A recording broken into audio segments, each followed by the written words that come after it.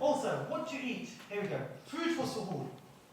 Now in suhoor we have to try and eat foods which will help release the energy slowly. This can be complex carbs like barley, wheat, oats, beans, wholemeal flour. So we should try and have porridge, granola or Weetabix, yeah? Rather than using sugar, try using honey to try and sweeten it as well. Also, you can put pieces of fresh fruit inside your cereal, that will help sweeten it as well. We should avoid foods which are fast burning and heavily processed. Drinking tea and coffee is not good because it's a diuretic. Like with me, if I have a cup of coffee now, I need to go to the toilet very, very quickly. Yeah, same with tea.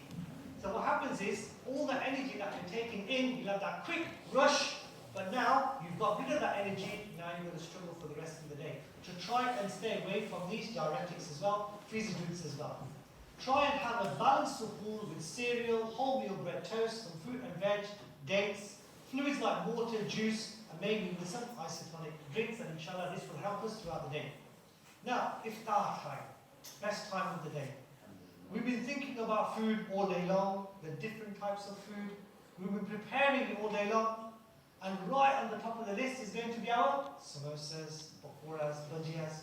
Like I mentioned, it doesn't feel like Ramadan without having those things on our table. Now it's going to be difficult to completely get rid of them, so like I mentioned, instead of frying them, try and bake them or use an air fryer. Stay away from extremely oily foods and find grilled or baked alternatives. So this is just some advice for food. Now, what about during the day? As well as eating